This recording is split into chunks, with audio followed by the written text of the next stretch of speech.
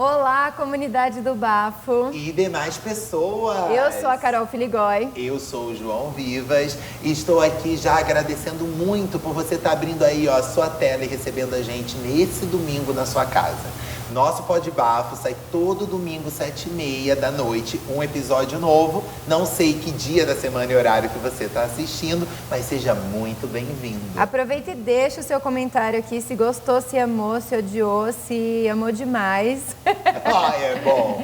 Seja sincero como nós somos. Na verdade, não quero comentários ruins, só quero comentários bons. Ah, não, hater dá engajamento, viu? Quero agradecer também o Alma, que mais um episódio abriu a sua casa aqui, ó, pra gente estar trazendo esse conteúdo de tanta relevância e interessante aí, cultura, tudo pra você, viu? Exatamente. E agradecer também a EFA Produções, que é uma produtora 360, que produz nossos vídeos e muitos outros materiais que vocês podem conferir aqui no @ que está na descrição desse vídeo. Sim, se você não viu o episódio da semana passada, a gente trouxe a Vanessa Mesquita e o Thor da banda Malta e foi assim, tudo. E mostramos pra vocês as nossas camisas patrocinadas pela D-Shirt e a Reserva. Então, ó, na descrição vai estar o link com todos os modelos.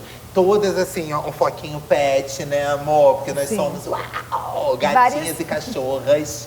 Várias estampas super diversificadas. Tem de gatinho, hoje eu tô pela segunda vez usando de gatinho.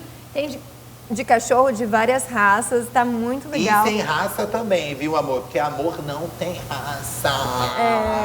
Entra aí, dá like na D-Shirt que tá patrocinando esse episódio e tá lindo. Eu não sei nem posso falar bem se esse episódio é lindo, porque eu queria até falar aquilo que a opinião do convidado não precisa ser a minha, não sei como eu começo isso. Mas vai ser um bafafá, isso eu posso te garantir. Pega lá a pipoca. Só não dá pra apagar a luz, tá? Senão a gente não vai aparecer.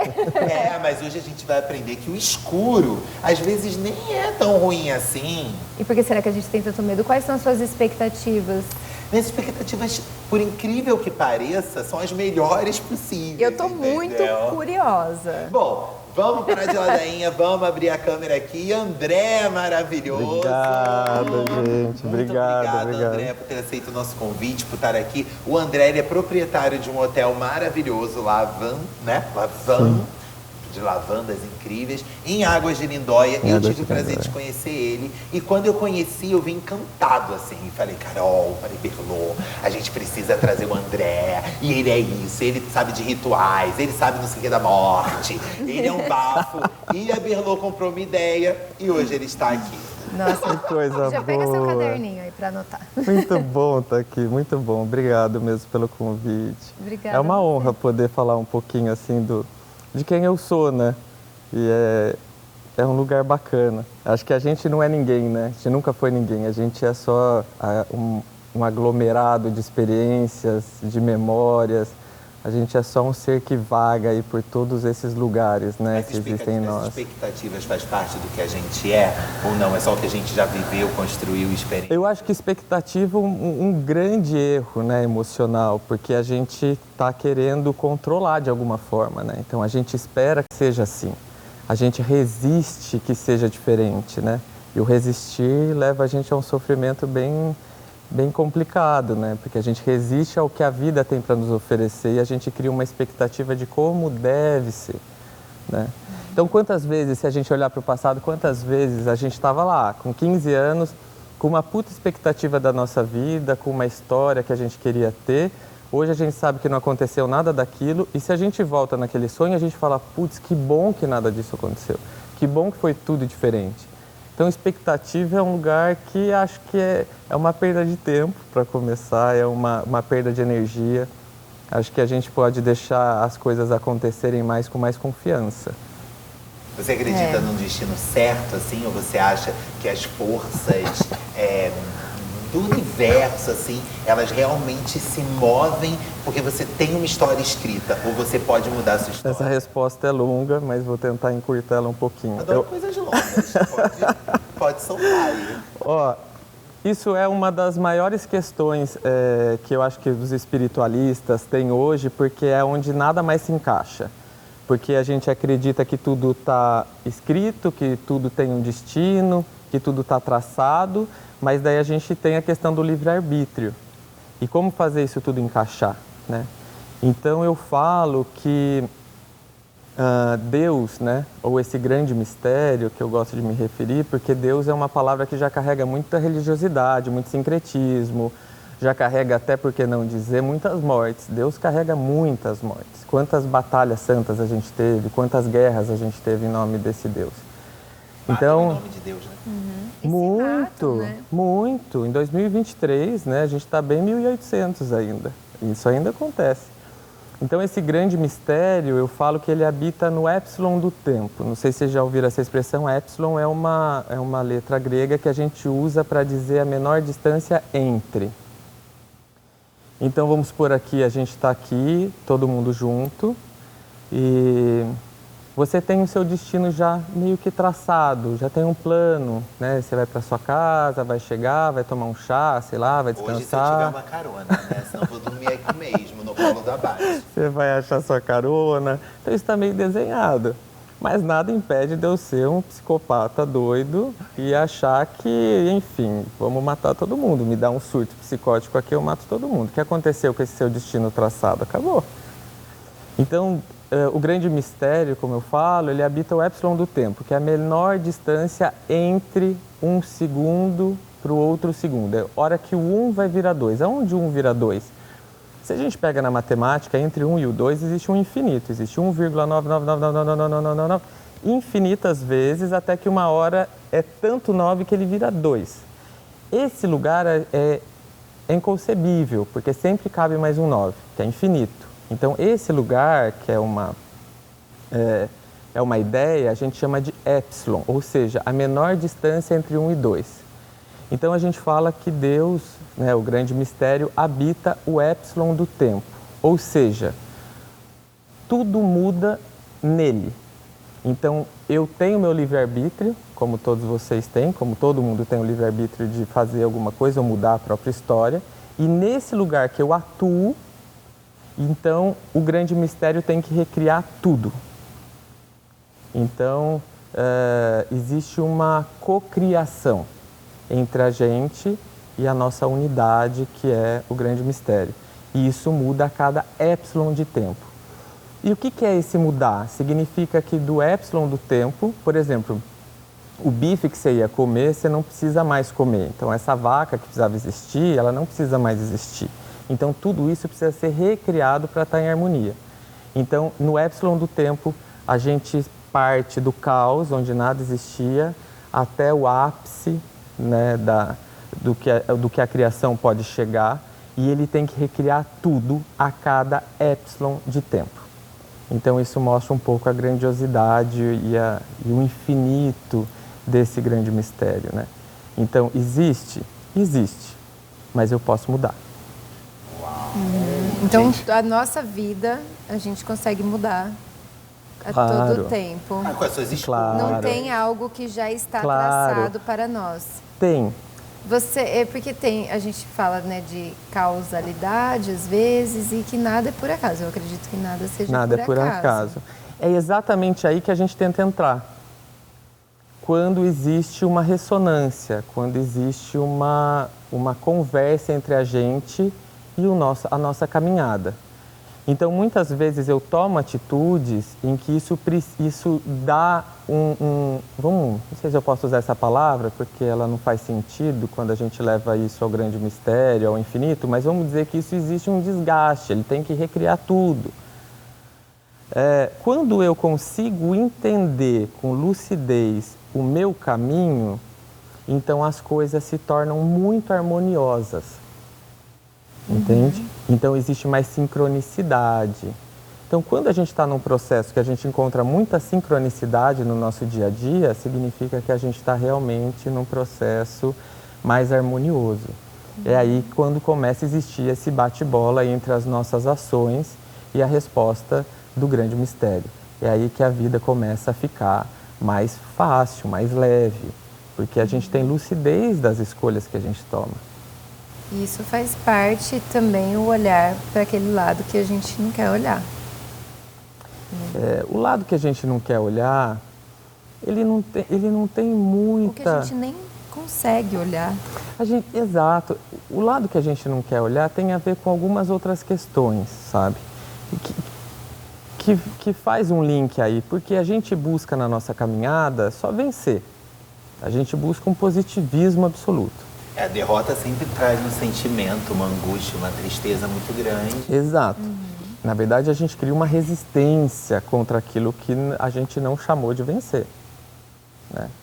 Se você criou uma expectativa, tipo, putz, hoje a gente vai vir aqui, vai gravar esse podcast, vai ser incrível. Você, sei lá, aí não foi, coisa, você não vem pra gravação. Isso. Não consigo gravar, isso acontece uma decepção, você fica mal. Isso, porque você criou uma resistência, você queria que fosse do jeito que você quis. O que foi planejado. Ou que foi planejado, mas isso é de uma infantilidade nossa, porque a gente não tá... Porque eu odeio combinar e descombinar as coisas, não é? Eu tenho esse problema seríssimo. Se você combina uma coisa comigo, amor, não descombine. Mas a gente não tá no controle, nem da gente, quem dirá do outro. A gente não tá no controle.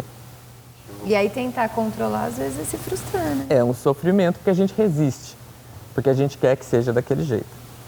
E qual é? Porque assim, o papo tá muito legal indo por esse caminho, mas eu queria voltar um pouco de tipo, onde surgiu toda essa sabedoria, esse conhecimento, ou esse estilo de vida, se eu posso chamar assim, de estudos do Sim. André? Eu fui um menino numa cidade pequena que teve um problema. Eu nasci em Monte Sião, Minas Gerais, uma cidade que hoje deve ter seus 20 mil habitantes. Hoje? E eu sou de uma família... Isso é tão cafona dizer, mas vamos falar, eu sou de uma família um pouco tradicional na cidade. E isso numa cidade pequena já traz algumas questões. E eu sofri muito bullying quando eu era pequeno. E eu não tive esse lugar de conexão com as pessoas. Por uma imaturidade minha. Hoje eu conseguiria me conectar mesmo com tudo isso e transformar isso. Mas tudo era muito dolorido para mim. Todas as brincadeiras... todo esse lugar muito dominante que a gente como hétero, cis, branco tem que ter. A gente tem que ter uma postura muito agressiva. A sociedade espera que a gente seja um pouco agressivo. E eu era uma criança muito delicada, muito leve. E aí eu sofri todos os bullying que você possa imaginar. Isso hoje, que naquela época era um sofrimento, hoje eu vejo que foi um grande divisor de águas da minha vida, porque isso me levou a um lugar... Com 12 anos, eu era um praticante de meditação muito forte, muito. Eu meditava todos os dias, horas e horas e horas. Então, isso me levou a certos posicionamentos pessoais. Eu não fui uma criança que comprou um posicionamento dos outros. Eu tive que criar o meu posicionamento. Como que você aprendeu? Você tinha esse estímulo? Você tinha alguém que falasse, tipo sua família? Eu tive uma criação, assim, muito Porque é muito boa. curioso uma criança escolher fazer meditação, né? E o meu pai sempre foi Rosa Cruz, minha família sempre... Rosa Cruz, o Amor, que é a antiga e mística Ordem Rosa Cruz, é uma das... filosofias mais antigas da humanidade, que parte lá do Egito Antigo e tem toda essa filosofia ancestral e uma filosofia remanescente de civilizações que antecederam até o Império Egípcio. E eu escutava a conversa, sempre teve uma roda mais espiritual em casa, mas assim, o que eu fui muito feliz na minha criação foi que meus pais, eles interferiram muito pouco. Deixaram você ser livre, de conseguir completamente. Eles não fizeram nenhuma... Eles não brigaram com o mundo porque eu estava num lugar de bullying. Eles não fizeram nada. Nada. Hoje eu sou pai, hoje, né, tem uma menina que chama Olivia, e eu brinco muito com a minha esposa, eu falo assim, Dani, não ensina nada. Porque uma criança que hoje, a Olivia tem 4 anos, ela vai ter 30 anos em 2050. Fatalmente, tudo aquilo que você ensinar para ela vai estar errado. Então não ensina muito. Deixa ela se descobrir, deixa ela ter a sua essência. Porque a gente transfere muita coisa para filho, né? A gente transfere nosso medo, a gente transfere nossas expectativas, a gente transfere nossos sonhos, a gente transfere tudo. E a gente transfere isso de uma forma tão sutil que nem a gente percebe que está transferindo. Então eu percebo que hoje, olhando, eu sou muito grato à criação que eu tive, porque ao mesmo tempo que naquela época eu falava, putz, ninguém me defende, hoje eu falo, que bom, porque eu criei minha perspectiva sozinho. Não teve meu pai e minha mãe falar assim, eles estão errados. Não, ninguém falou nada. Eu que tive que entender se aquilo era certo ou se era errado, ou se tanto faz. Então eu criei um posicionamento pessoal muito cedo.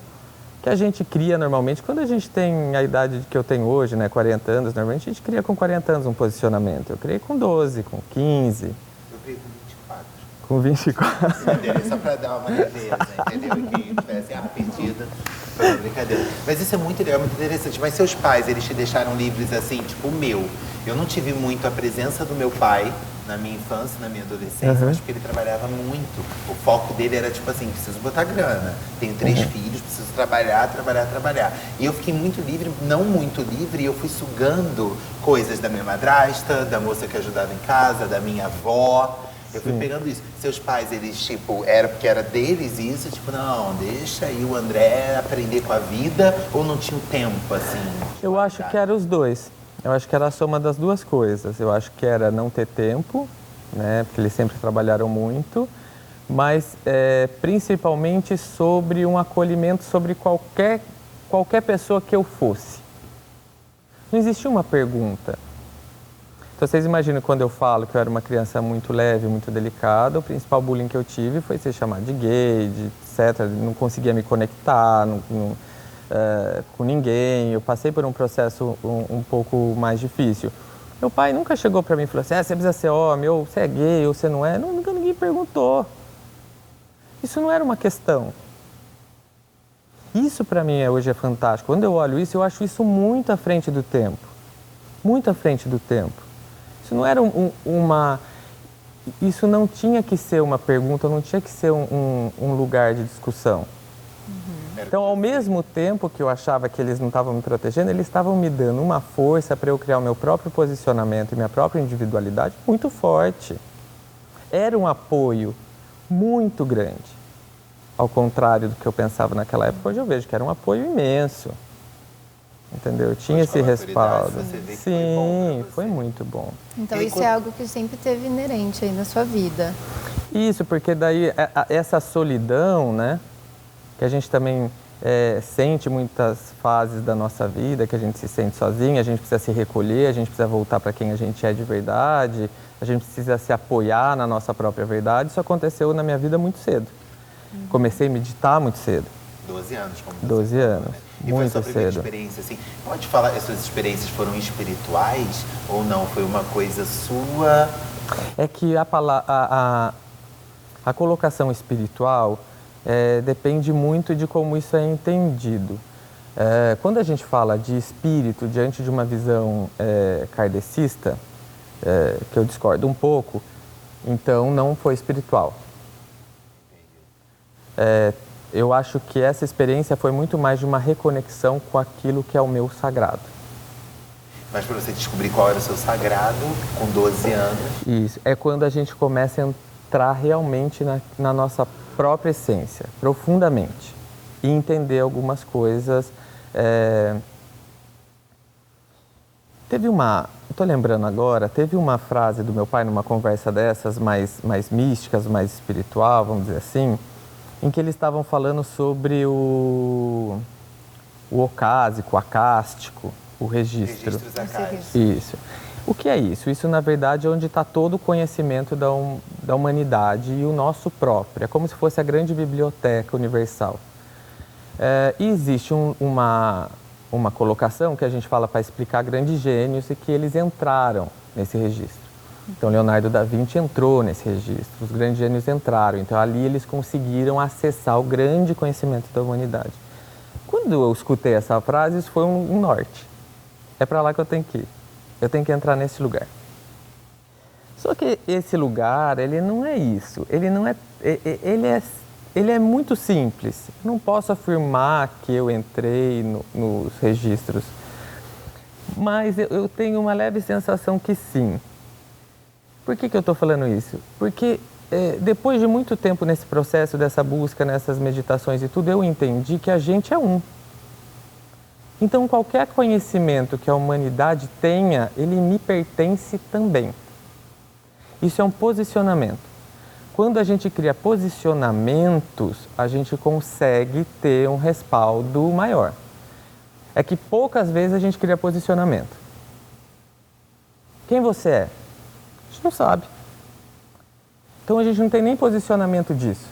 Mas criar posicionamentos é uma coisa, eu acredito assim, que não seja algo também tão fácil para todo mundo, porque tem muita gente é inseguro, não sabe, eu vou criar, mas será que eu posso criar esse posicionamento? Será que isso é bom para mim ter isso como posicionamento? Exatamente. São muitas perguntas, né? São muitas dúvidas. Na verdade, são muitos limites. São muitos lugares que a gente avalia muito mais o outro e a gente tem medo de falar quem a gente é. Por isso que para mim foi importante com 12 anos passar por esse processo, porque naquela hora eu tive que saber quem eu era. E isso é o grande negócio da humanidade hoje. A gente não sabe quem a gente é, porque a gente virou uma massa de manobra generalizada. E ainda mais com a internet, né? Onde a gente se espelha muito nas pessoas ou admira tanto uma pessoa que quer ser aquela pessoa, né? A gente deseja ter, a gente deseja ser. Mas eu acho que é assim. Eu até gostaria de abrir um parênteses nessa sua colocação. Se a gente for avaliar bem, a gente não quer ser a pessoa. A gente quer ser o lado da pessoa que venceu. Sim, mas isso não é consciente, né? Não. A gente vive essa ditadura do positivismo, em que a gente quer ser o lado bom, o lado que a gente julga bom, o lado que a pessoa fez sucesso, que a pessoa ganhou dinheiro, que a pessoa tem mídia, que a pessoa... Mas eu abro também um outro parênteses, porque a gente estava comentando no outro episódio com a Van e com o Thó, falando sobre isso, sobre a fama, sobre a internet, sobre tal. Você, às vezes, deseja algo que eu estou mostrando ali na internet para os meus seguidores, mas eu não vivo aquilo. Então, você está desejando uma ilusão que não é aquilo, sacou? E a gente gera essa ilusão. É claro que a gente gera essa ilusão. Por que a gente gera essa ilusão? Isso faz parte de um jogo que existe. O jogo existe, tudo bem o jogo existir. A gente não está aqui contra o jogo. A gente está querendo trazer lucidez de que existe um jogo. Sim, é importante. É só isso. Tem isso em mente, né? Não é se isolar também. A gente está vivendo uma grande merda camuflada. A gente está vivendo uma grande merda. E sabe o que eu estava pensando até, né? Se vende um produto, né, que é o detox. Então, você tem que fazer um detox, você tem que fazer um detox. Eu fico pensando, cara, isso é um produto, porque a pessoa vive tanto, né, exagerando tanto em determinada coisa, né, seja na alimentação, ou na rede social, e aí precisa fazer um detox, preciso me sentir limpo. Para vencer. Para vencer. E aí, esse é sempre o fim. Então, eu sempre falo para todo mundo, perde, cara. Mas é difícil. É muito difícil. É muito difícil. Eu sempre fui empreendedor, já perdi muitas empresas, já perdi um filho, já perdi milhões de coisas. É barra pra caralho. Só que a gente só consegue virar gente na hora que a gente entende que a gente perde. A gente só consegue trazer um pouco de lucidez para nossa vida quando a gente entende que perder é um ótimo negócio. Então, mas aí, eu ouvindo você falar isso, você pode falar isso com propriedade, porque você viveu, você perdeu essas coisas e tal, mas eu acho que é como a pessoa perde também. Porque eu posso perder e levar isso como realmente algo que eu vou aprender, que muita gente fala sobre isso, né? Que é quando você passa no terreno, claro, você aprende, mas tem gente que perde, erra, tropeça, perde e não sabe desfrutar nada disso. Sim. Quando a gente resiste, né, que é aquela questão da expectativa, a vontade de vencer, quando a gente resiste a nossa vida a só esse lugar, a gente entra num lugar de sofrimento. Perder é entender que a gente não precisa resistir. Deixa aí. Eu vou falar de um lugar que é muito difícil falar. Tá? Perder um filho é muito difícil você deixar ali. Aí você precisa deixar ali. Você não pode resistir. Não tem como eu querer que ele esteja aqui. É maior que você. Do seu... É muito maior. É uma expectativa cruel, sangrenta com a minha vida e com a minha existência. Então, tem um momento que a gente precisa perder de verdade. E soltar. Sabe quando você solta? Você deixa, perdi, acabou, tá tudo bem. Tá tudo bem perder. E esse é um lugar que a gente tem muito medo. As pessoas morrem de medo de perder. Aí a gente briga, né? A gente briga. Se você fizer um exercício, tem um exercício que é muito bacana disso. Alguém vem brigar com você. E mentalmente você fala, eu vou perder essa briga, eu quero perder essa briga. Acabou. A briga acabou. Não existe mais briga. Só existe briga, só existe conflito quando existe resistência.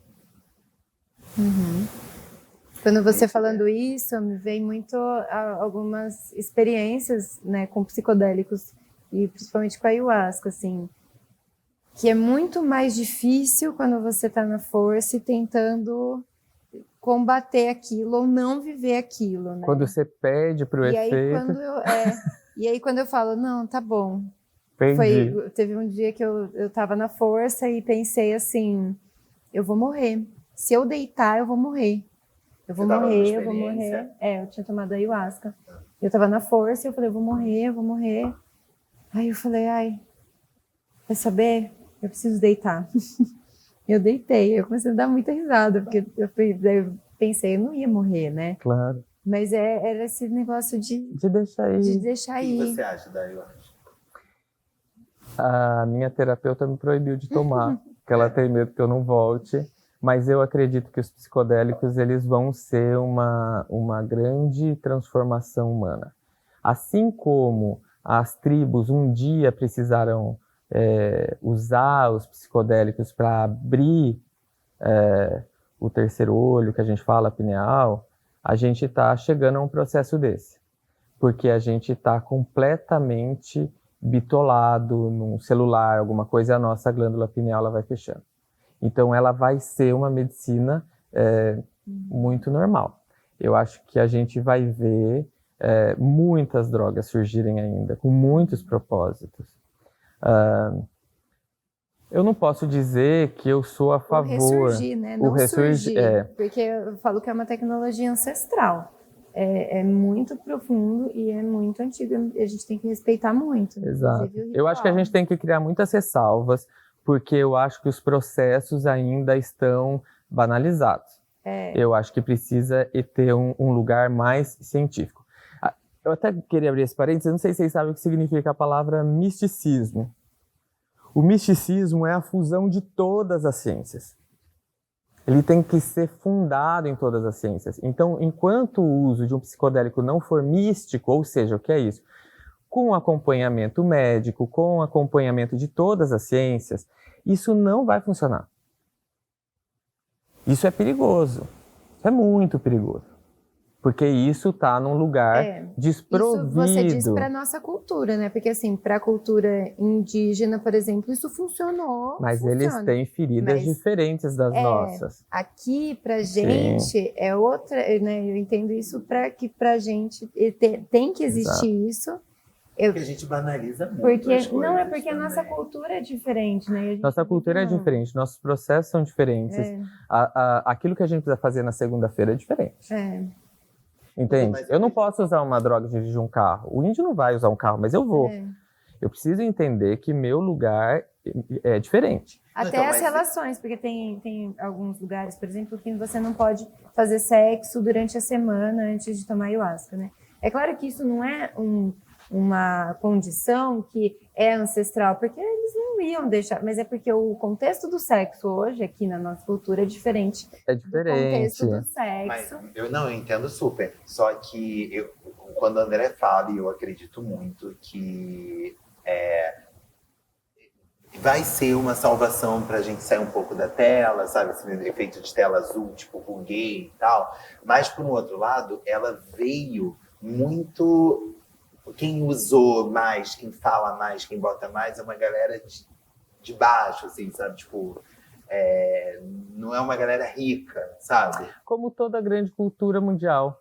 Vem Então da periferia. Vem da periferia. A gente está num positivismo cruel, absoluto, que a gente não consegue nem ver. O funk, por exemplo, precisou de nomes que ganham dinheiro, que fazem sucesso, que vão para tapete vermelho para a gente falar assim, eita, acho que isso é cultura. Porque a gente sempre colocou isso num lugar que era horrível, que era negativo, que era uma perda. Eu quero estar do lado dessa perda aí. É isso, é perder, é entrar nesse lugar, é respeitar os processos, é olhar o negativo, é olhar o sombrio, é ver como tudo faz parte, tudo é real. Entendeu? Então, os psicodélicos, eu acho que eles vão entrar na humanidade quando a gente esquecer que a gente tem pele, que a gente sente. Isso está muito perto. Já faz tempo. Já faz tempo. Eu acho que eles são um medicamento. Eu acho que a gente não precisa de medicamento. Acho que a gente consegue atingir esses estágios até sem o uso de psicodélicos, sem uso de droga. Mas eu olhando para a caminhada que a gente tem desse massacre do positivismo, desse massacre do patriarcado, desse massacre de absolutamente tudo, desse massacre financeiro que a gente vive, com medo que a gente não vai ter dinheiro para comer, com medo que a gente não vai ter dinheiro para pagar luz, a gente vai precisar de algum lugar que dê um chacoalho na gente, que é o que está acontecendo. Hoje em dia, as igrejas de ayahuasca, acho que fala assim, eles não são frequentados por periferia. Não. Por quê? Porque o chacoalho não precisa vir para essa turma está lá, está no balanço, eles já entenderam que a luz vai cortar, eles já sabem ligar a luz, eles já sabem fazer os processos deles, eles lidam com a morte de muito perto. A gente não, a gente está numa bolha. Por isso que é a gente que está indo para lá. Então eles são um lugar de balançar. A gente pode balançar sozinho em casa se a gente parar um pouco e pensar um pouco, refletir um pouco sobre tudo aquilo que a gente sofre, do tamanho da ferida que a gente abriu na gente mesmo. Da crueldade que a gente fez com as nossas expectativas, daquilo que a gente espera e daquilo que a gente acredita que seja vencer. Cada um pode ter um posicionamento do que é vencer para você. Sim, e dessa necessidade de vencer. A gente tem uma pergunta, quando eu começo meus processos criativos dentro das empresas e tudo, eu sempre lembro todo mundo, primeiro, de uma verdade absoluta, que é: nós vamos morrer. Isso não pode ser esquecido.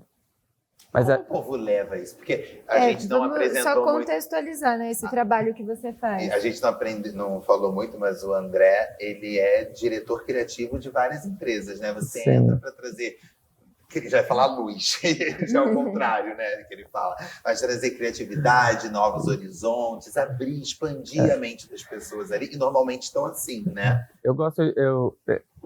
É que assim, a gente que trabalha com esse processo, a gente odeia a palavra inovação, porque nem sempre é inovar, nem sempre é trazer alguma coisa nova, às vezes é resgatar.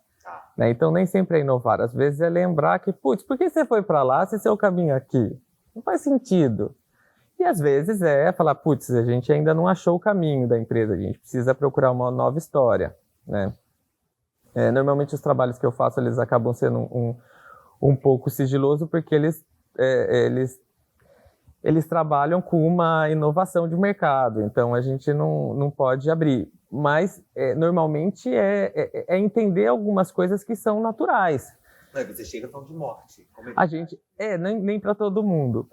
Mas, assim, é um processo que eu tenho interno de lembrar que a gente vai morrer. Então, e que se a gente vai morrer, a gente não está procurando grana.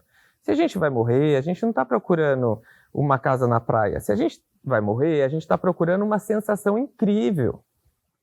Então, o que uma empresa precisa oferecer é uma sensação incrível. Porque o meu consumidor vai morrer. Todo mundo vai morrer. E o que você quer? Você quer uma sensação incrível. É que um dia falaram pra gente que a casa na praia era uma sensação incrível. Que o carro era uma sensação incrível. Isso é muito interessante mesmo. Já foi interessante, já foi status você ter uma casa na frente da praia. Hoje é uma bucha. É uma bucha, porque você sabe que vai corroer todos os móveis dentro da tua casa, vai ter maresia, vai ter o mar tá vindo. Olha que louco lutar contra a natureza. Você faz planos olha a viagem que veio aqui. A gente faz um monte de plano, constrói, paga um monte de coisa num lugar que não é nosso. A gente vê isso quando acontece tsunami, essas coisas naturais assim, da vida louca, esses fenômenos malucos. Isso faz muito sentido. E sabe o que é uma coisa também interessante dizer? Que a pessoa que tem o sonho de comprar uma casa na praia, na verdade, ele queria abrir um buraco na praia, na areia, assar um peixe e tomar alguma coisa legal e ter um papo bacana. Aí ele fala, putz, vou comprar uma casa na praia. E a gente, eu acho que a gente está vivendo essa ditadura. Aliás, a gente está com medo de perder a vida de alguma forma, a gente tem medo de perder e a gente quer se blindar de que a gente vai ter essa experiência. E daí a gente compra a casa na praia e a gente não vai fazer isso nunca mais. Nunca mais. Né? O cara que vai acampar vai fazer, a gente não. É porque aquilo, eu morei a vida inteira no Rio de Janeiro, não pisava na praia. Tinha praia ali na porta da minha casa. Tá bom, deixa eu pegar um metrô. Mas, tipo, próximo, quando eu vim pra cá, que eu não tinha uma facilidade de praia a 15 minutos, eu botei na minha cabeça que eu amava praia. Que, putz, que é isso? Por que eu não aproveitei? É essa busca pela vitória o tempo inteiro. Se eu tenho a praia, eu não preciso mais da praia. Se eu tenho outra coisa, eu não preciso mais de outra coisa. E a gente não aproveita tudo que a gente conquistou, né? A gente... É engraçado essa sua pergunta porque a gente não aproveita tudo aquilo que a gente conquistou. Então a gente precisa conquistar para aproveitar, entende? A gente só precisa aproveitar. Só o quê? O agora, que é aquela frase feita, né, muito da cultura oriental, a gente tem que viver o agora. A gente tem que viver o agora. Quando a gente falou do epsilon do tempo, onde é o epsilon do tempo? Agora. É o milésimo do milésimo do milésimo do milésimo. Que a gente não sabe o que vai É onde a nossa divindade está. É o agora. É isso. Isso é regra? Isso é regra. Uma pessoa que tem que viver o agora, ela pode estar preocupada com absolutamente tudo. Menos em vencer. Porque se isso for o norte dela, ela não vai aproveitar o agora. Não tem como. Eu não sou... que vencer foi tipo um dia por dia. Tipo, acordei, agradeci, estou podendo dormir. O que nos falta é o equilíbrio entre vencer e perder. É entender que isso é natural. Da mesma forma que amanhece, anoitece. Da mesma forma que eu venço, eu perco. Isso não é um questionamento. Isso não é um lugar que está na minha mão. Isso é o processo, isso é o caminho. Ganhar e perder é o caminho. Eu não posso entrar numa hora da minha vida que, como na vida de todo mundo, a gente tem períodos que a nossas expectativas são mais correspondidas e que as coisas dão mais certo naquilo que a gente achava que era o certo, que a gente acredita que é o caminho e tal. Eu não posso viver esse momento achando que tem que ser assim para sempre e daí começar a me blindar. Não, então se eu estou ganhando dinheiro agora, então agora eu preciso guardar dinheiro, porque eu nunca mais quero viver sem dinheiro. Eu preciso então aplicar não sei na onde, eu preciso acumular isso, eu preciso segurar isso para mim. Porque eu não quero nunca mais perder porque isso é muito bom. A gente morre de medo disso aqui acabar e virar outra história. Você não acha que, como você fala do equilíbrio, não é importante a gente pensar no equilíbrio? Porque, assim, eu entendo tudo isso que você fala e faz sentido. Mas também, por um outro lado, faz sentido você pensar pra frente. De tipo, putz, eu vou juntar uma grana, Sim. Tudo bem que eu posso morrer amanhã. Sim. E deixar isso tudo pros meus filhos ou pra ninguém.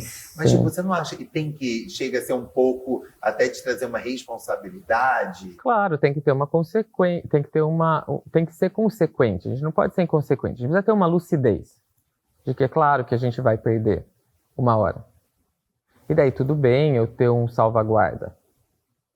Mas isso não pode ser o meu lugar de apoio. Porque, às vezes, a perda é tão profunda que tudo acaba. Tudo, até aquilo que a gente planejou que ia ser nossa aposentadoria, acaba. E aí a gente resiste. Eu não acho que a gente tem que ser inconsequente. Eu tenho uma filha, eu nunca diria isso. Eu acho que a gente tem, sim, que ser cauteloso. Mas com lucidez. E você acha que tem alguma coisa a ver com fases da vida? Porque, por exemplo, eu assisti outro dia a Suzana Vieira falando que os filhos dela estão fodidos. Acho que ela só tem um filho. Ela falou, meu filho está fodido, porque tudo que eu juntei a minha vida inteira eu faço questão de gastar todos os dias. Que ela está gastando, está vivendo alucinada a vida dela. E aí, quando você chega numa fase da vida, porque a gente sabe que a imortalidade ainda não existe, não é... Porra, se eu vivi bem até os meus 80 anos, 75 anos, eu sei que, cara, ali, com lucidez, se eu me tratar muito bem, mais 20, mais 15, então eu vou pegar e vou viver isso. Eu quero me jogar, eu quero, sabe, fazer tudo que eu não fiz. Aí vem outro problema, né? Pode ser que eu não chegue na velhice, eu não desfrutei nada. Eu acho uma grande babaquice a gente pensar em herança de filho. Pra deixar coisa para filho? Eu acho uma grande babaquice. Eu nem sei se eu vou gostar da Olivia quando ela tiver o posicionamento dela. Olha que forte, meu Deus! Ué, e às vezes eu não estou deixando nem para ela, estou deixando para um neto, uma pessoa que eu nem conheço. Um relacionamento dela? É. Deixar o que para quem? O que é esse medo que a gente tem? Como é a sua relação, visão de, tipo, você sendo filho e pai e mãe para você? A importância, assim, tipo, não só de valores, mas de estrutura mesmo de sociedade. Ser pai foi o maior ensinamento da minha vida. Assim como a mãe, a mulher, né, ela morre para ser mãe, porque ela vira uma outra persona ali. Ela para de ser mulher. Que é aquela crise da maternidade, né? Que ela não se cuida mais, não faz mais unha, ela sai de toda essa bolha que a gente vive e vai para realmente o que é real, que é ser mãe. Isso é uma regra? Ou... Eu acho que deveria ser. A pessoa que não fez isso, ela não viveu a maternidade. Eu acho que se tem alguém que está sendo mãe e está deixando o filho com a babá para fazer unha, ela está fugindo da grande verdade da vida dela. Eu acho que ela tinha que realmente deixar a unha ir para o espaço e viver esse processo, porque isso ele é pontual. Mas e o pai? E aí vem. E o pai, ninguém fala desse pai. O que o pai faz? O pai entra em crise de meia-idade, né? Porque não transa mais, porque a mulher está completamente voltada para a criança, ele não existe mais. Você chega em casa para jantar, ninguém fez janta para você. Você chega em casa, ninguém sabe se você acordou, ninguém olhou para você. É um processo de morte igual da mulher.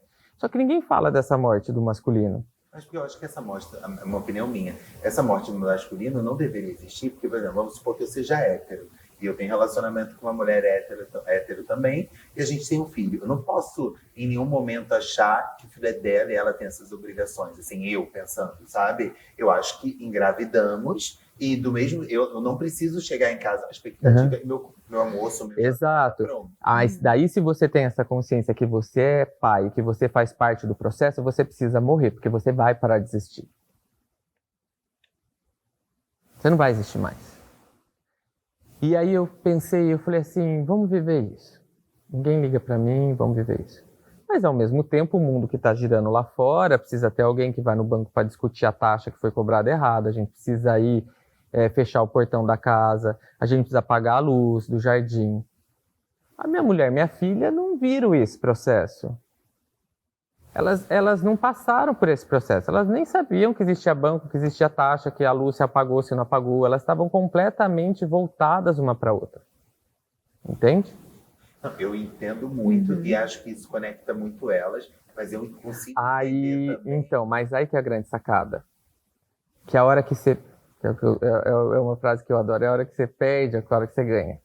Aí a hora que você morre, aí você fala, putz, agora eu sou pai.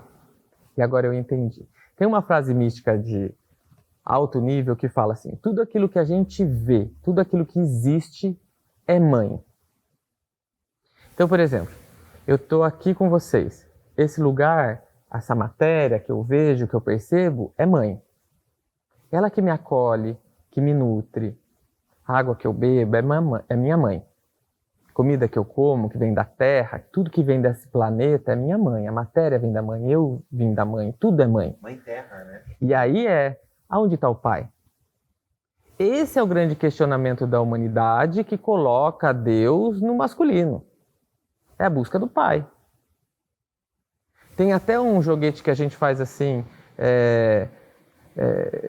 sem querer entrar num lado muito pessoal das pessoas, mas assim, se você, porque isso pode ser real para alguns, se você tivesse nascido e só soubesse que tem um pai, mas sua mãe nunca falou dele, ninguém nunca falou dele, você não sabe nada dele, você queria ir atrás dele, porque você queria abraçar ele, você queria ir atrás dele para xingar ele, você ia ficar sem ir atrás, mais na sua, Normalmente essa resposta, quando a gente espelha ela, é a nossa relação que a gente tem com esse Deus.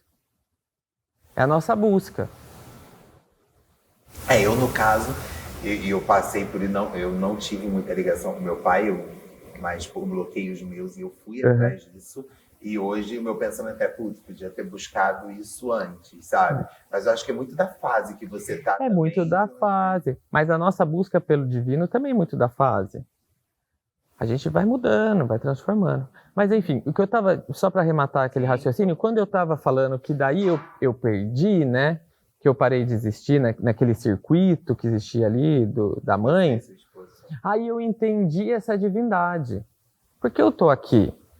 Existe alguma coisa que deixa eu viver essa experiência com a minha mãe, com a Terra. Existe alguma coisa que mantém tudo em ordem, que fecha o portão, que apaga a luz, que mantém os astros girando, que mantém as coisas funcionando, certo? Esse aí é da mesma forma que a mãe encontra o sagrado feminino quando é mãe, o pai encontra o sagrado masculino. É exatamente nesse lugar que a gente encontra a nossa divindade enquanto pai e mãe. Então, isso é um pai que tá vivendo esse processo, se não, né? Se não, né, gente? Acho que em 2023 a gente pode falar que essa pessoa é um grande babaca, né? Uma pessoa que larga filho, que larga mulher e entra numa crise de meia-idade e quer ir pra balada, é um grande babaca. Você não tem nem que conversar com uma pessoa dessa. Eu acho essa força quando você fala da mãe, da experiência da conexão, porque, assim, no geral, não que seja uma obrigação da mãe ficar cuidando o tempo todo e o pai não. Mas o que tem de crianças hoje que não são registradas pelo pai, amigas minhas que o pai é tão fraco que corre, foge, some, e a mãe ela vem com essa loba. É que ele não quer morrer. E daí é maravilhoso. Talvez seja isso, né? E sabe o que é maravilhoso disso? O que é até legal falar, que eu acho que eu associei muito o masculino sagrado ao homem hétero e ao feminino sagrado com a mulher hétero. Não é isso. Isso é, nós todos temos o masculino sagrado e o feminino sagrado dentro da gente. Eu sabia que o meu feminino gritava mais. Eu sabia. Então, uma mulher que tem que ocupar o lugar do masculino sagrado, ela consegue. Quantas mulheres tem aí, né? Mãe solo. Mãe solo que acolhe a criança, dá comida para a criança e vai lá no banco brigar por causa da taxa, pega o ônibus, vai trabalhar e volta e consegue fazer as duas coisas. A gente consegue porque a gente tem toda essa parte dentro da gente. A gente não pode esquecer isso. Da mesma forma, acredito que em número infinitamente menor, a gente tem o homem que também, às vezes, tem que suprir o lugar da mãe. Eu e meu marido, quando a gente vê o nosso filho. Exato. Vocês têm o masculino e o feminino sagrado entre vocês. E provavelmente isso uma hora vai mesclar, um fica mais feminino, outro fica mais nesse lugar do masculino sagrado, tá, gente? Não, nada a ver com sexualidade, nada a ver com nada. Sim. Nada a ver com cromossomo. Tudo a ver apenas com o lugar energético que a gente se apoia, né? Então, eu acho que ser pai foi uma grande descoberta. Eu acho que vale muito a pena todo mundo ser pai. Existem várias formas de ser pai. Acho que várias formas de ser pai. A gente pode ser pai de muitas coisas. Mas a gente tem que passar por esse processo pessoal de encontrar o nosso masculino sagrado. E eu acho também que todo mundo tem que ser mãe. Para encontrar esse lugar do feminino sagrado dentro de si. Todos os homens têm que ir atrás desse lugar. É mais fácil para a mulher. Eu acho que... Você sabe que o feminino, né, dentro das culturas milenares, dessas culturas remanescentes que a gente tem alguns estudos ainda que sobraram deles, as mulheres eram as veneráveis porque elas não precisavam estudar para se conectar, porque a conexão já existia nelas. O homem é que precisava se esforçar para buscar uma conexão. E a gente como homem, eu como homem, eu preciso me esforçar para entrar na conexão, eu preciso entrar muito no meu feminino sagrado para eu equilibrar essas energias, para eu conseguir esse eixo. E o que é entrar no feminino para um homem, assim? É se conectar com o quê? Podemos falar disso? Podemos muito, aqui a gente pode tudo. O feminino, nós temos duas colunas de sustentação do mundo, o positivo e o negativo. O positivo é o solar, é o dia, é a carga positiva. É o arquétipo de Deus, vamos dizer assim. Nosso Deus virou Zeus, né? Eu costumo falar. Ele está ultrapassadíssimo, não faz mais sentido algum. Eu acho que a gente tem um Zeus. Eu acho que como Zeus acabou, né, pela sucessão cultural, Deus vai acabar. E isso vai ser maravilhoso, porque a gente vai conseguir entender que o mistério não era ele, é outra história. A gente vai conseguir procurar aí esse Deus de verdade, que essa palavra não vai nem conseguir caber, ela já não consegue mais caber hoje em 2023, né? Depois de tantas barbáries, é uma palavra que realmente não faz mais sentido, esse arquétipo. Então, a gente tem aqui esse positivismo, a gente tem o sol, a gente tem todos esses lugares que a gente vê do positivo estão todos nessa coluna. E a gente tem nascer, tá aqui. E do outro lado a gente tem a coluna do negativo, que é o feminino, que é a lua, que é a noite. Então tá todo aqui. Capeta. O capeta. Porque ele hoje porque olha só, isso foi feito uma confusão que é o erro, o erro mais, o erro filosófico crucial da humanidade hoje. O que a gente fez? A gente tirou Deus que cria tudo isso, as duas colunas, e falou não. Aí isso é tudo fruto de um patriarcado horroroso que a gente sabe que massacrou todo mundo. Então a gente pegou Deus, não, Deus, todo mundo quer ser Deus. Então Deus é homem. Ele vem para cá. Quem vem para cá? O demônio. E na verdade não foi nada disso. Deus, né, que eu vou usar uma palavra nova que eu falo que é o grande mistério, ele criou o arquétipo do anjo, né, que se perdeu ou se entendeu de uma outra forma e virou o demônio. São os dois arquétipos paralelos. Deus não está aqui. Deus não está no masculino, Deus não está no positivo, Deus não está no sol, Deus não está em lugar nenhum. Ele criou tudo. Mesmo porque, se a gente imaginar que Deus criou o demônio, como ele é uma figura onipresente, onisciente, ele fez uma grande sacanagem com todo mundo. Aí a gente tem que se revoltar. A história de Adão e Eva, isso que você está falando, né? A Eva veio da costela do homem e fez uma cagada grande. Exato. Eu posso... Comeu o fruto. Eu posso falar um pouquinho disso, mas deixa eu só... Tá. Que abre um outro parênteses. Mas assim, então quando a gente faz isso, quando a gente coloca Deus aqui, a gente mata Deus lá em cima. Então esse Deus realmente que a gente tem, ele morreu. Ele não faz mais sentido algum. Entendi. Porque o Deus, né, entre aspas... Ele não deveria ser Ele não veio para o positivo. Ele é um arquétipo. Então eu falo assim, nosso Deus virou Zeus. Então esse Zeus está aqui, né? Que é o masculino, que ele está aqui, que é esse lugar sagrado. Então quando eu falo que o homem tem que procurar o feminino, ele tem que ir atrás do seu demônio. Aí a gente fala assim, putz, falando isso parece que eu tenho que procurar o lugar de sofrimento, de tudo. Presta atenção. Nós temos duas colunas que sustentam. Dia e noite. A noite não é ruim. O que é ruim é o meu lugar de observação. Então eu estou numa ignorância profunda e eu olho e eu coloco desse lado bem e desse lado ruim. Isso não é polaridade. O bem e o mal, ele é um lugar que difere a gente de uma ignorância para uma lucidez. Ele é um processo pessoal, ele não está no externo.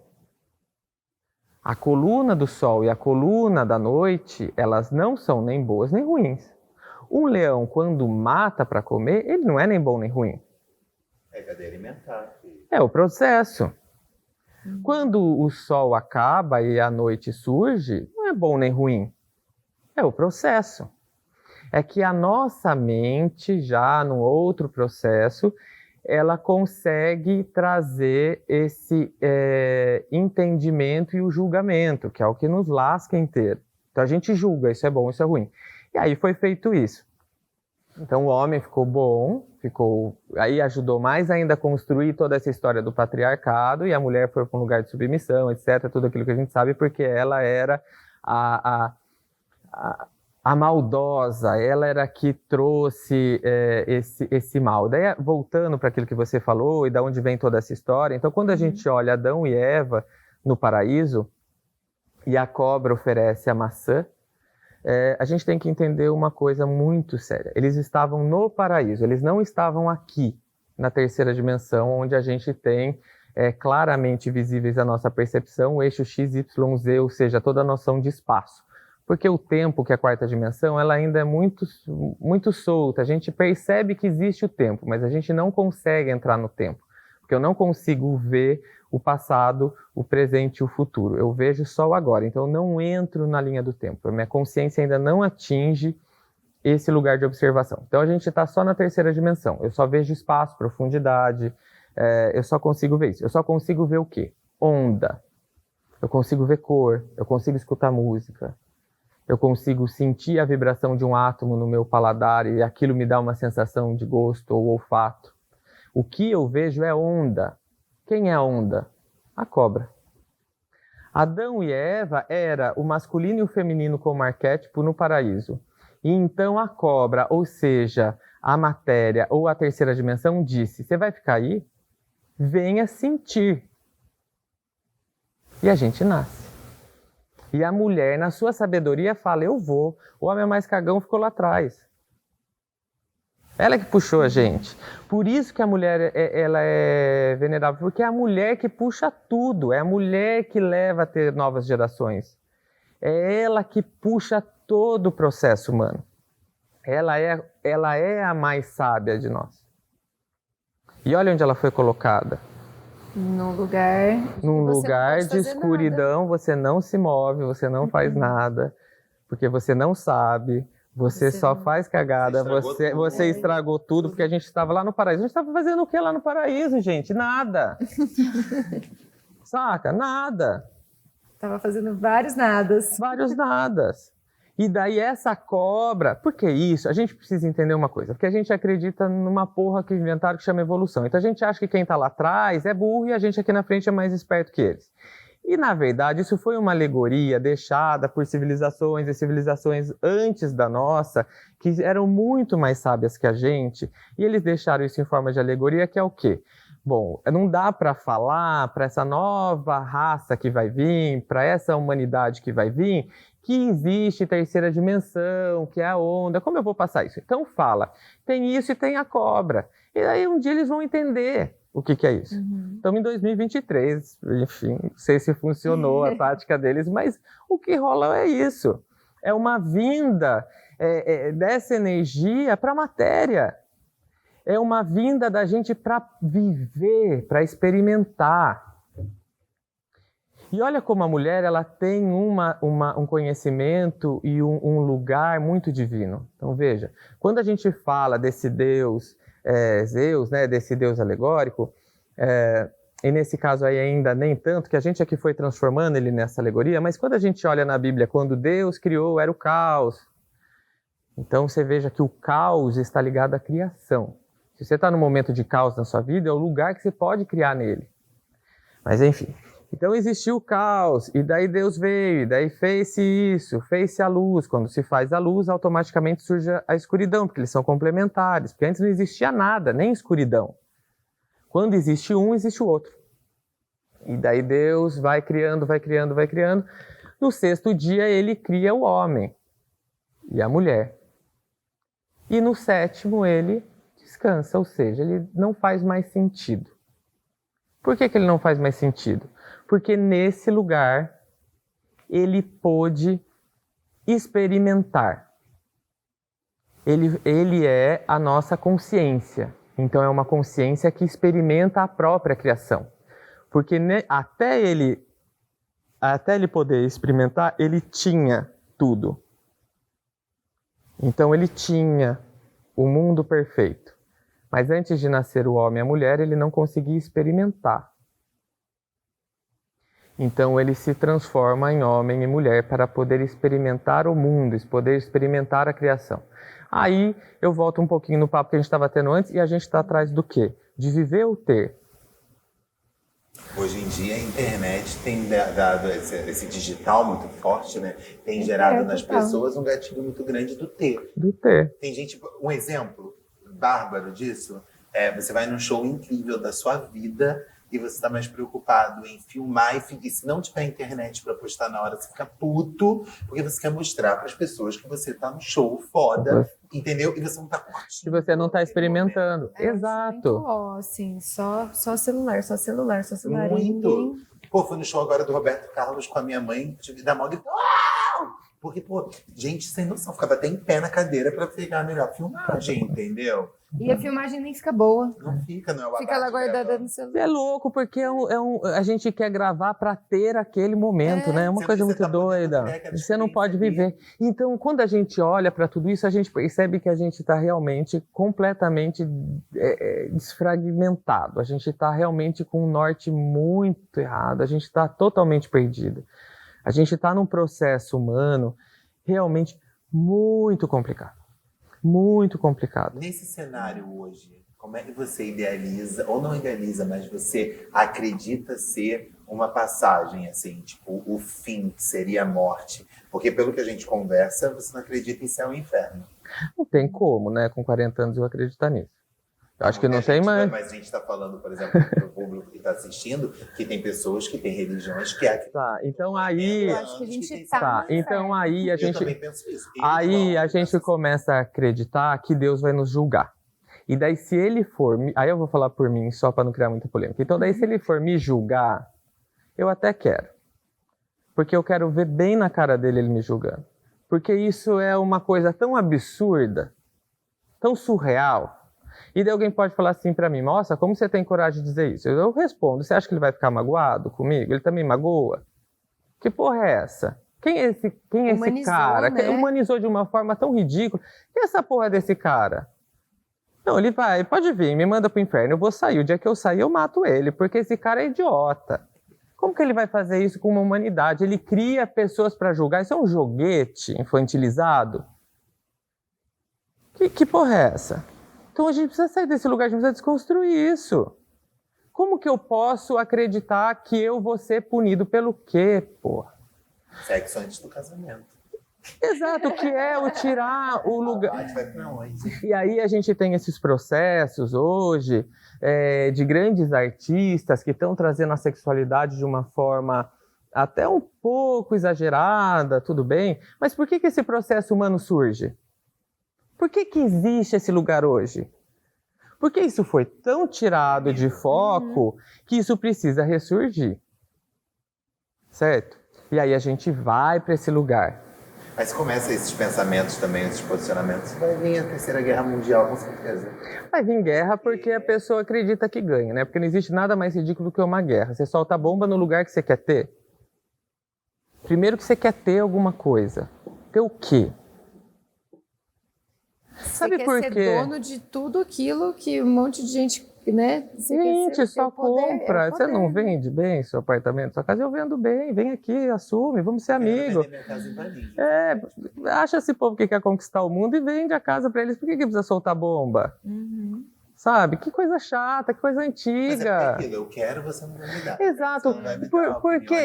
Então por que se deu... Não tô falando que é legal ter guerra. Olha, isso é tão ridículo, porque se fosse um lugar assim, Deus teria se transformado numa única pessoa para experimentar tudo, só que uma pessoa não experimenta tudo.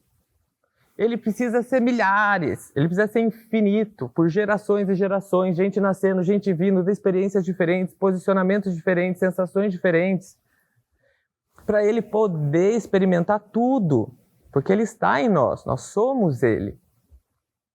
Aí agora, a pessoa aqui, na sua mediocridade, quer conquistar o mundo para ter.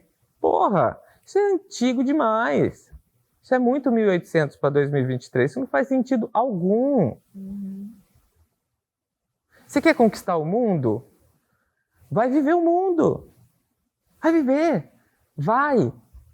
Porque o legal de você entrar na casa de uma pessoa, num país de outra pessoa, é sentir e ver a perspectiva dele.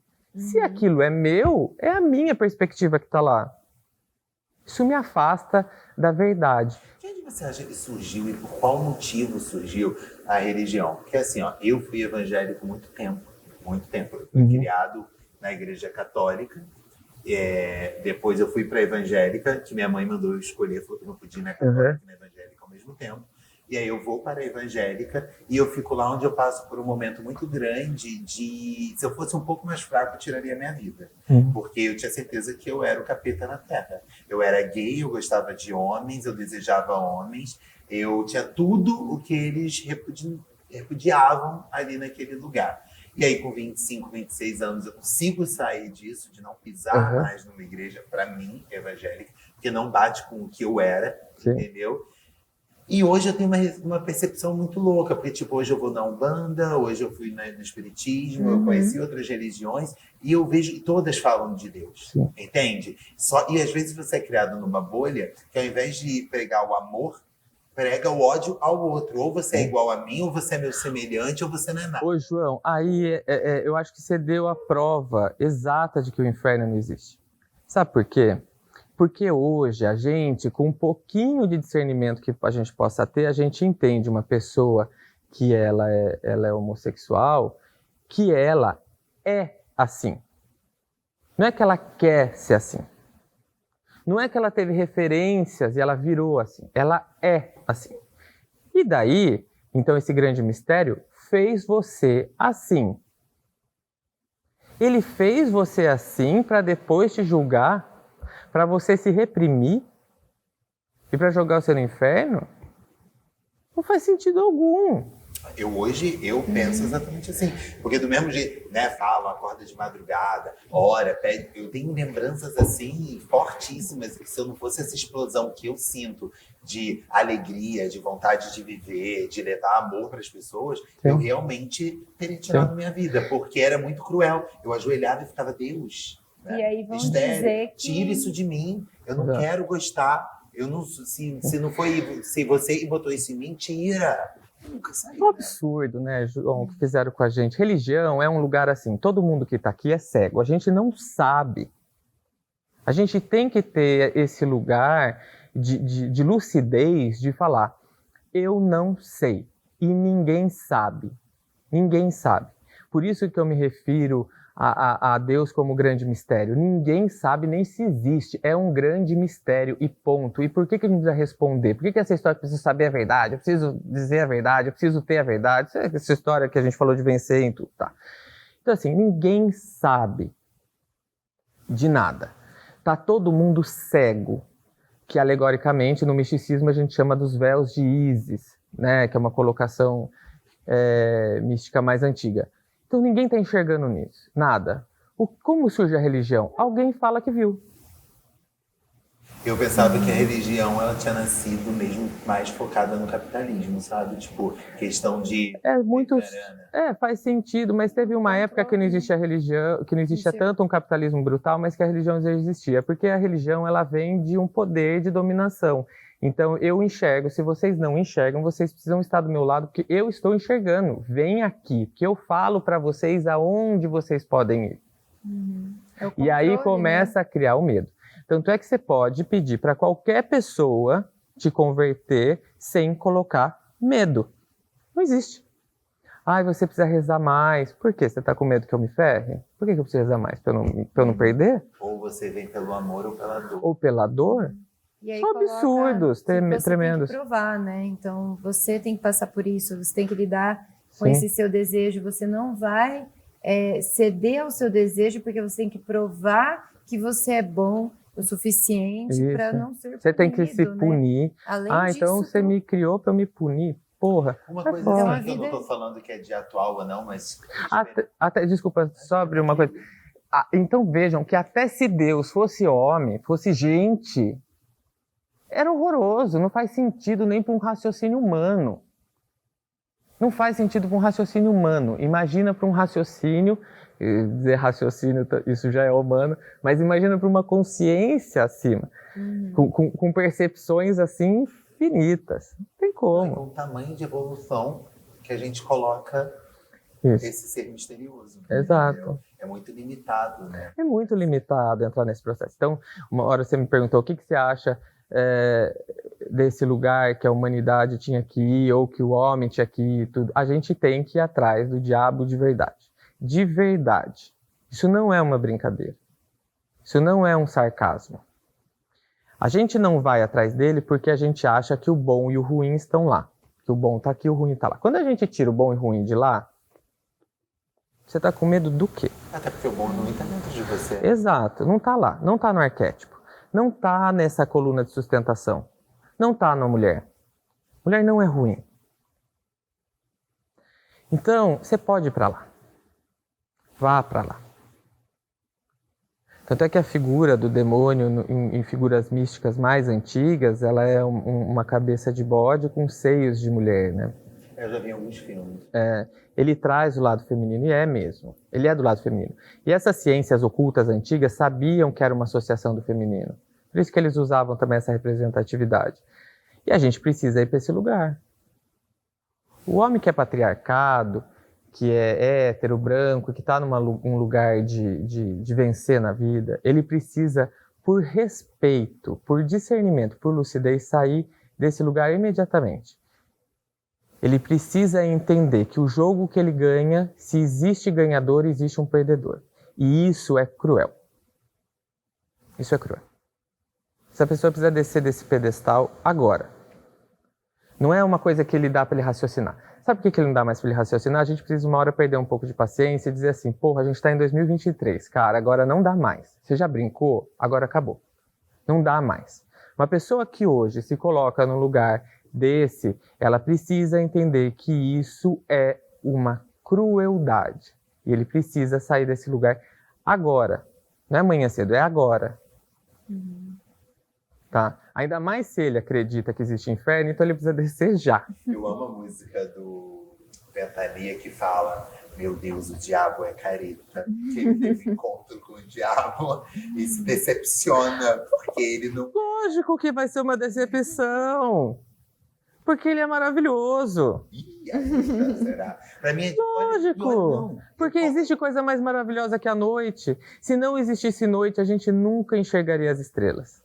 Uau! Ai, Então é preciso ter isso. É preciso ter esse lugar. É maravilhoso. Mas olha como é louco, né? Como um grupo de pessoas com os pensamentos em que você cresce ali, eles, né? Você bota um estigma em você que mesmo você querendo viver, você tem medo. É aquilo que a gente de última vez falou. Cara, minha tia morre de medo de urso. Ela fica o dia inteiro, ai meu Deus, se um urso me pega. Caralho, ela nunca viu um urso, sabe? Ela nunca deu de cara. Qual a probabilidade? Como é que você vai ter medo de algo que você nunca viu? Olha, dizem que a gente nasce para evoluir. Eu também não acredito nisso, mas vamos supor. Dizem que a gente nasce para evoluir. Tá bebendo água? Vou beber. Tô falando muito, é isso? Não, tô amando. Tá Dizem que a gente nasce para evoluir, beleza? Como que a gente evolui? Aprendendo. Fechou? Quem ensina mais? Deus que dá a mão pra gente levantar ou o capeta que passou a perna pra gente cair? A vida. Exato. É os dois juntos. A vida ensina, hein? Não é? Meu pai Você tem que cai ter. pra levantar. E é importante a gente ter um lugar de conforto, de saber que tem a esperança, né, de ter uma mão para levantar. E é importante a gente saber cair também. A gente tem que cair, porque só assim a gente aprende. Então por que a gente resiste aos abismos da nossa vida? Por que a gente não se joga? Eu sempre falo muito isso pra galera também. Eu falo, gente, não adianta também só ajoelhar, isso até quando eu era gospel. Não adianta só ajoelhar e pedir, não, amor. Não vai fazer o que você tem que fazer. Ai, João, vamos falar outra coisa? Vai, fala. Não vamos ajoelhar mais? Não, ajoelhei só. Não, ajoelho, sabe agora por quê? eu vou A gente precisa... É o único momento que eu ajoelhei. A gente precisa trazer um lugar para nossa existência de igualdade. Sim, concordo. Ninguém superior. Não, chega. Chega. Se for para isso, se isso é viver, gente, vambora. Vambora. Amanhã no Lavan, hein, galera? Não precisa de dinheiro. Nós vamos ser felizes. É igualdade. Isso é igualdade. É igualdade mesmo. Eu falo muito isso nos meus processos de criação dentro das empresas. Teve um recente que eu não posso dizer, que o cara tem um lugar muito nichado do AA, mas é muito bolha. Eu falo assim, classe AA, que é o AAA que a gente fala e tal, que a gente americaniza para ficar até mais hype, né? Tá vendo? Bom, vamos lá. Eu falo, por que você está atrás disso? Que bobagem, a gente precisa trazer essa igualdade. A gente precisa acolher qualquer pessoa que vem aqui. Você é foda, as pessoas vão ver que você é foda. E as pessoas precisam se sentir foda aqui. Por que você não quer trazer o B ou o C? Deixa eles virem, eu quero que eles se sintam... E a gente vai fazer eles serem foda aqui. Porque isso é uma construção de marca. Se você faz roupa pro A, o A às vezes nem tá ligando. Mas o B usa e fala assim, porra, eu sou foda. Isso é muito melhor para a marca. Aliás, a marca só vende pro A quando ela cria o desejo nas outras. Porque daí o A quer vencer as outras, ela compra porque todo mundo me quer agora. É uma grande babaquice esse lugar. Entendeu? Eu trabalho com isso e eu busco desconstruir esse lugar desse branding que a gente cria, que a gente tem que ser desejável e escasso. Não é bom se sentir desejado? É bom ser desejado por um... Mas, João, é bom ser desejado por uma pessoa... Mas é bom a gente ser desejado por uma pessoa que a gente também deseja. Verdade. Agora, a gente ser desejado por alguém que não deseja a gente é chato. Então vamos ser desejado para todo mundo. Mas se essa pessoa te deseja e você não quer, um dia para desejar, o ego grita, você fica triste. Sabe aquele feinho, assim, na sua concepção de feio e bonito, que fica dando em cima de você? Ai, que desastre chato. Aí quando aquela pessoa tá namorando, você fica... Eu não tenho lugar de fala desde que eu fui uma criança que sofreu bullying meditou. Eu não entendo nada desse lugar. Eu também sofri muito bullying quando era pequena. O que é uma grande merda, né? Eu vou te falar, o meu bullying, assim, hoje eu parando pra fazer umas análises, na verdade não era um bullying. Eram eles falando, amigo, você é isso. E eu corria daquilo por eu achar era errado. Mas hoje uma pessoa não me ofende, me chamam de bicha, de claro. De Bambi, inclusive que era uma festa de Bambi, é isso, 35 anos vai ser do Bambi, porque não dói falar o que você não é. Talvez seria uma ofensa se as pessoas ficassem me chamando de macho. Claro. Eu acho que é uma ofensa pra mim. Gente, o quê? Você fala, só a Carol tem um ponto, que do nada ela fica sabendo e vem com essa mãozinha assim, ó, repare, em todos os episódios. Gente, ai que caceta, eu quero mais meia hora nesse pod. Acabou? Acredita nisso? Esse gente acabou? Não, tô aqui. Gente... Eu fiquei muito feliz, assim, com esse papo de hoje. Muito Obrigado. Interessante. São muitas coisas, né? Assim, muitas desconstruções que acho que a gente precisa levar para a vida também, né? Tá. Essas coisas do bem, do mal, do feminino, do masculino, né? Mandar Zeus a merda. Manda Zeus a merda, gente, tá na hora dele morrer. Eu não falei. Não, tá muito na hora disso morrer.